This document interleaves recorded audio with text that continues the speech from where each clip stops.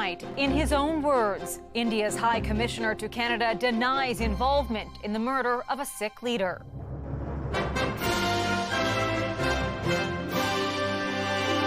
Nothing at all, no evidence presented, politically motivated. The exclusive interview with an expelled Indian diplomat. The RCMP have laid charges. You can't lay charges with no evidence.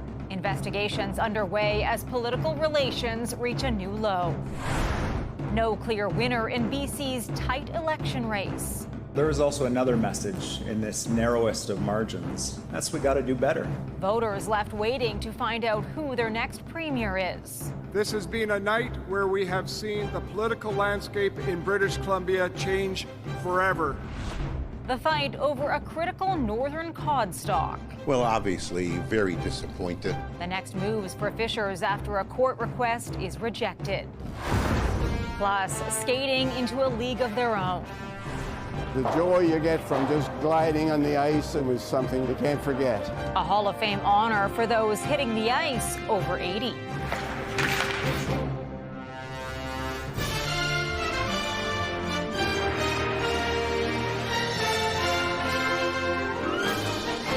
CTV National News with Heather Butts.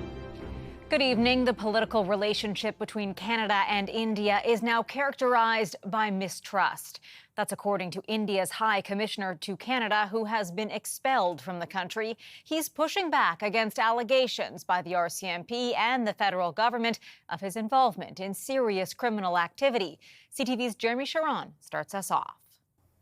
In a stunning exclusive interview before being expelled from the country, India's top diplomat denies serious allegations of criminal activity, including any involvement in the murder of a top Sikh leader in BC last year. You yourself are a person of interest in the murder of Hardeep Ninjar. Did you have anything to do with his murder? Nothing at all, no evidence presented, politically motivated.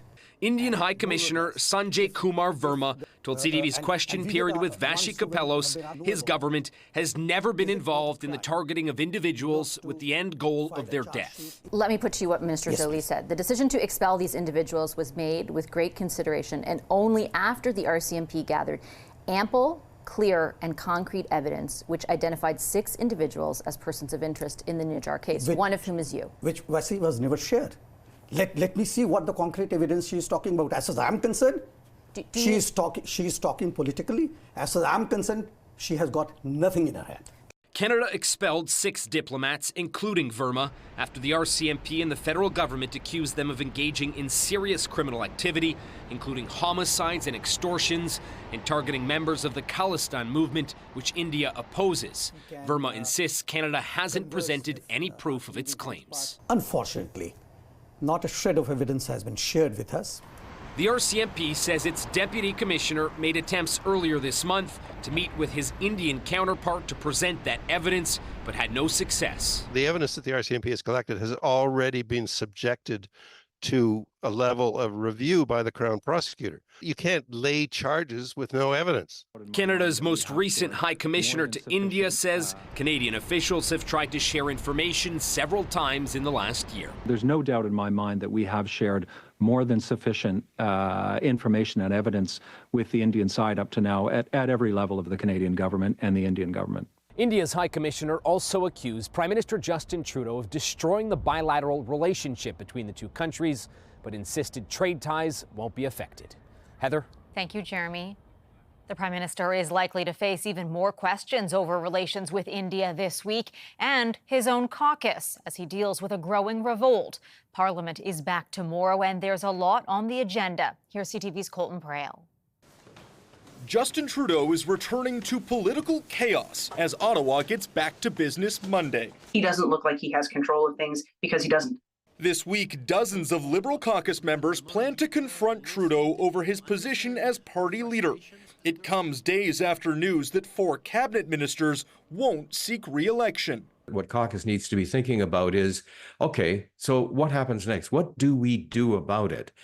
It might be a little bit too simplistic to say, well, change the leader. But there's another option, and that is change what the leader leads. It's not just party politics plaguing the PM. For 2 weeks, Parliament has been at a standstill. We're not just going to let $400 million of corruption be swept under the rug. The Conservatives say the Liberals are hiding documents related to misspent federal dollars by a now-defunct Green Development Fund from the RCMP.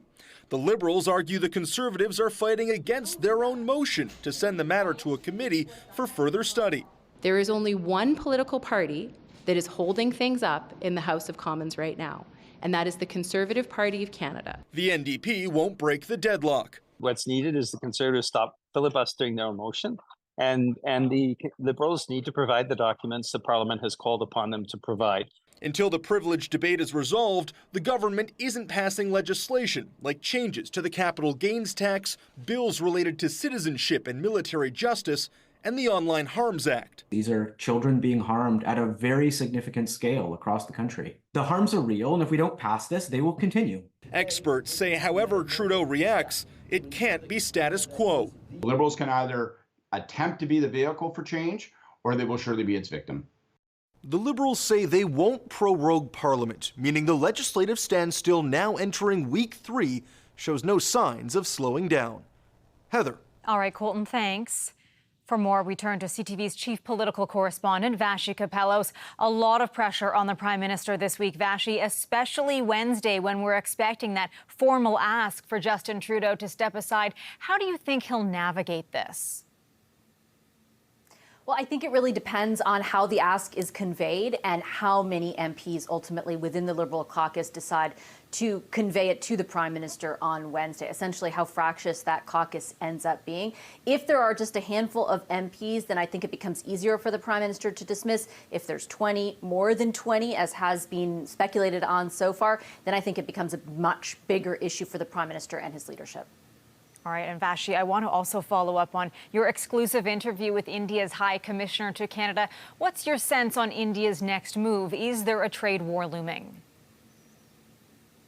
I think it's safe to say that there isn't at this point in time, a trade war looming. The High Commissioner was pretty specific that he wanted, or that it was the government of India's intention to keep this at the political and diplomatic level. So I think that, different provinces and different industries that are impacted by trade with India and do a lot of trade with India can probably breathe a sigh of relief at this moment, at least. But I do think as far as the greater relationship goes, India is digging in, refusing to cooperate with Canada, unlike the United States. And Canada, of course, is pretty set on the evidence it says it has. And so things really will remain, it seems, at an impasse. Heather? Vashi, as always, thank you for your insight. Cleanup is underway after an atmospheric river triggered widespread flooding along the coast of BC. The torrential rains unleashed torrents of brown floodwaters over streets throughout the Metro Vancouver area. Power outages caused by the storm closed 2 voting sites yesterday, and several others were down temporarily. Environment Canada still has rainfall warnings up for much of Vancouver Island, Metro Vancouver, and the Fraser Valley. And people in British Columbia are waiting to find out who will be their next premier. There's still no clear winner between the incumbent NDP and BC Conservatives. CTV's Kathy Lee is in Vancouver. Kathy, many people were hoping for a final result by now. Heather, that was a hope, especially with the new electronic vote tabulators that were brought in to count the ballots faster. But a day after the polls closed, and the BC NDP and BC Conservatives are locked in a virtual standoff. As of midnight, neither the BC NDP nor the BC Conservatives achieved the 47 seats required to form a majority. Both BC NDP leader David Eby and BC Conservative leader John Rustad were re-elected in their ridings, and despite 2 newly elected Green Party MLAs, Leader Sonia Furstenau failed to win re-election. When a wave happens, it's really hard to hold it back, as the NDP discovered last night. It was always going to be a tough night for the NDP. They hit their high water mark in terms of seats in the last election, so they knew going into last night they were going to be losing seats. BC NDP leader David Eby highlighted that the message in the narrowest of margins is that they need to do better for British Columbians. BC Conservative leader John Rustad promised to keep the fight and said the election has forever changed the political landscape of the province. And while Furstenau expressed disappointment with her defeat, she was optimistic for her colleagues who could play a pivotal role in the legislature. All this to say, in the end, voters are still left wondering which party will be tasked to address and fix their concerns around main issues such as affordability, healthcare, and public safety. They want change, and this is a national and a global phenomenon. Coming out of the pandemic was tough. The economic environment out of the pandemic was tough. And so it's been very tough on incumbent governments. At least 3 ridings are too close to call and possibly subject to automatic recounts, since the margin between the NDP and Conservative candidates in those ridings is less than 1 percentage point, which means the race could come down to mail-in ballots, which could take several days until final results come in. Heather. Kathy, thank you. Political pressure is also building on the other side of the country as voters in New Brunswick head to the polls tomorrow. Here's CTV's Sarah Plowman. Over morning coffee or a stroll through Fredericton, voters in New Brunswick face a big decision. Who do they want in the halls of power? I've read platforms and I've listened to debates and I've just tried my best to make the best decision I can. What problems do they want solved? Issues of housing and food insecurity and healthcare. It's a race to the finish line as the Progressive Conservatives vie to hold on to power for a 3rd term and the Liberals try to win it back. So in order to keep our focus and to keep moving forward, we need a PC majority. We're feeling really optimistic. It looks like the chances of a good majority government are possible. The Greens argue they're the best option. We've got serious problems in this province, and doing the same thing over and over again doesn't get you different results. Healthcare, housing, and the cost of living dominated debate throughout the campaign. I would expect a close election that could result in a majority, but a very soft majority. JP Lewis notes if either the PCs or Liberals win a minority, the Green Party has already signaled it won't work with a Blaine Higgs government. And the Greens, which could end up holding the balance of power. They're trying to hold on to 3 seats. Elections New Brunswick says already nearly 150,000 people have voted, and they don't expect this province to find itself where British Columbia does now, where people are waiting days for results. That's because they say here there's different rules and a different process. Heather. And we'll have full coverage right here tomorrow night. Sarah, thanks. An investigation is underway after the collapse of a ferry dock in Georgia killed 7 people. Upwards of 40 people were on the passenger ramp when it gave way and at least 20 fell into the water. The 7 victims were all senior citizens ranging in age from 73 to 93. They were gathered for an event to honor a community of slave descendants on Georgia's Sapelo Island. Millions of Cubans are facing twin threats, dealing with a crippling blackout while Hurricane Oscar makes landfall. Plunged into darkness for a 3rd straight day, fresh attempts to revive Cuba's electricity have failed. An aging energy grid has collapsed multiple times. A brave father who rushed into his burning home to save his 2 toddlers is being hailed a hero by his neighbors. He came downstairs screaming for help, and then he ran back up to grab the kids. 2 buildings caught fire in a southwestern Ontario neighborhood. One woman jumped from the 2nd-story window into the arms of neighbors. The dad and his 2 young children suffered serious burns. The cause is still under investigation. Coming up, the cod conundrum. Well, obviously, very disappointed. Atlantic fishers, big and small, in a battle for a way of life.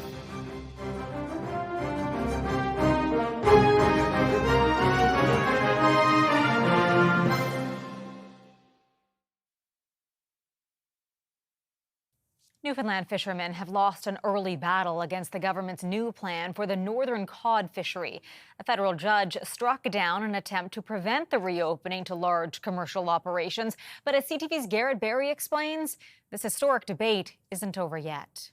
For decades, Newfoundland and Labrador mourned as the historic northern cod stock slowly recovered. The fishery was shut down by the federal government in 1992, throwing thousands out of work in order to let the resource rebuild.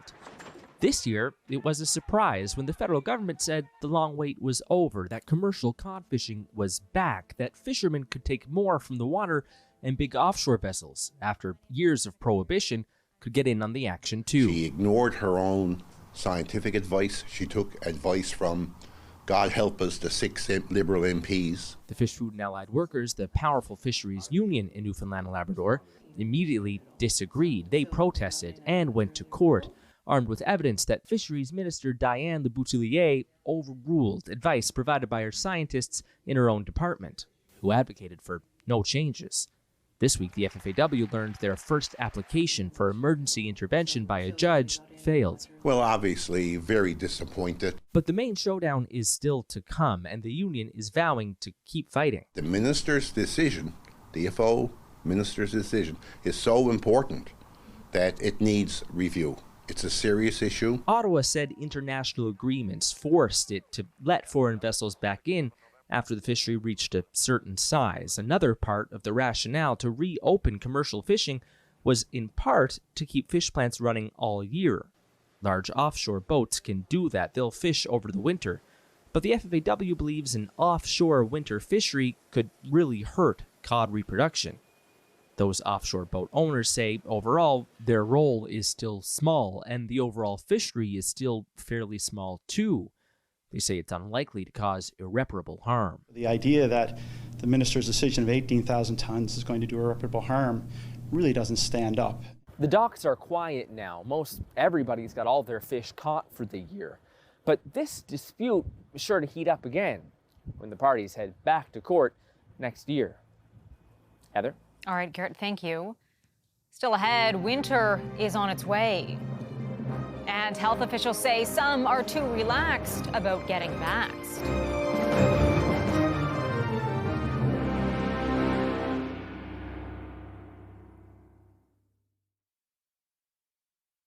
It is that time of year. Provinces are starting to roll out seasonal vaccine programs. Officials are encouraging people to get their flu, RSV, and COVID shots. But as CTV's Heather Wright reports, not everyone is eager to roll up their sleeve. And what's available depends on where you live. As temperatures go down, health officials are urging people to roll their sleeves up. Many provinces launching seasonal vaccine programs, including shots for the flu, RSV, and COVID-19. They should go out and make sure that they're getting their vaccines as soon as they possibly can. While most provinces began vaccine rollouts this week, some will begin later this fall. Ontario will start administering both flu and COVID shots to the general public on October 28th. While British Columbia has not said when it will begin administering the new COVID vaccines, shots of the current vaccine are still available. Alberta's campaign began this week, but got off to a rocky start with no COVID-19 vaccines available in many pharmacies due to a distribution glitch. We had to call everybody and tell them the situation. Even before the glitch, some had criticized Alberta's immunization campaign, saying the government had provided little information about vaccines. The health minister says the same amount of money is being spent on advertising this year as it was last. Nothing has changed. I just think, people perhaps are looking at it differently. At the peak of the pandemic, Canadians lined up for COVID shots, but vaccination rates since then have sharply declined. According to Health Canada, the number of Canadians who got the last version of the vaccine was just 18% as of June 30th. Low uptake today is going to lead to problems not tomorrow, not 3 weeks from now, but Christmas time, when we're going to have absolutely all the hospitals overflowing. Health Canada has approved new, updated COVID-19 vaccines, which they say are a better match to the variant of the virus currently circulating.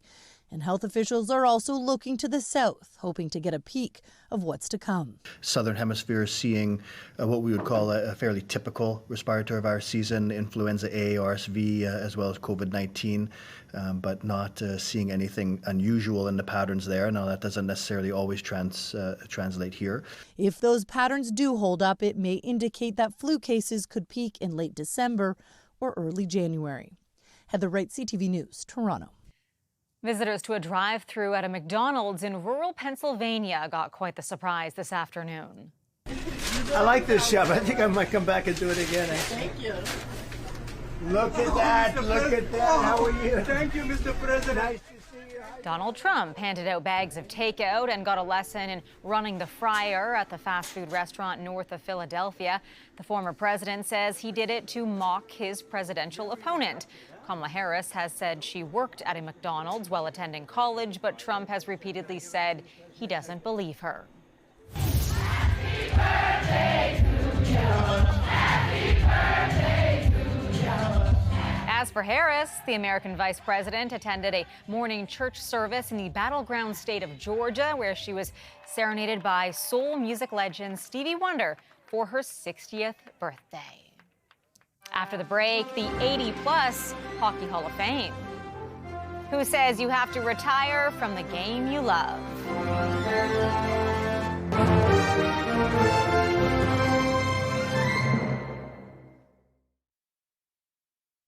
Finally, for us tonight, we're highlighting the love and passion for sport, the joy it can bring to lace up a pair of skates at any age. Two maritime teammates are about to become members of a very exclusive club, the 80-plus Hockey Hall of Fame. CTV's multimedia journalist Mike Lamb hit the ice with the skating seniors.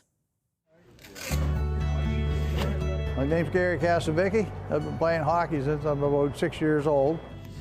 I'm now 80. Play for the love of the game. I enjoy it. I've been nominated to be inducted in the Canada 80-plus Hockey Hall of Fame. It's an organization that's been going on for 16 years or so.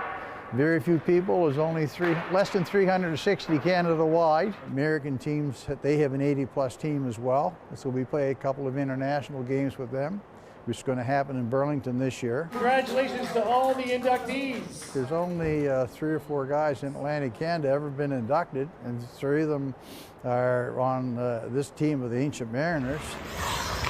It all came as a bit of a surprise. Tony put my name and Hubert, our teammate, our name forward, and it sort of evolved from there. My family really encouraged me to go through with it. Started playing hockey, I guess, when I was about 5 years old on a pond near our house in River Bourgeois, Cape Breton. And I've been playing hockey on various teams since then. I think staying active keeps you young. The joy you get from just gliding on the ice and the camaraderie in the dressing room is something you can't forget. Way to go, Gary. I feel good on the ice. I say I'm 80, but you always see things going on, you know, where you want to be, but getting there, so that's another story. I never considered age. It's just one of those things that goes on day by day. You get older, and I don't think about the number. They're pretty impressive, I must say. It's nice to see them going up to the Hockey Hall of Fame. These guys are just phenomenal. Gives us inspiration to stay with it. We are so fortunate to have these 80-year-olds play with us. They're still good skaters, good hockey players, and great to be with out here on the ice. I hope I'm still doing it when I'm 80. You feel like a kid every time you're out there. It all comes down to the love of the game, though. That's what it is, the thrill of it. For some reason or other, there's still a thrill. For the love of the game. That is our newscast for this Sunday. I'm Heather Butts. Thank you for watching. I'll be back tomorrow with your early edition of CTV National News at 5:30, and Omar will be here in the evening. Good night.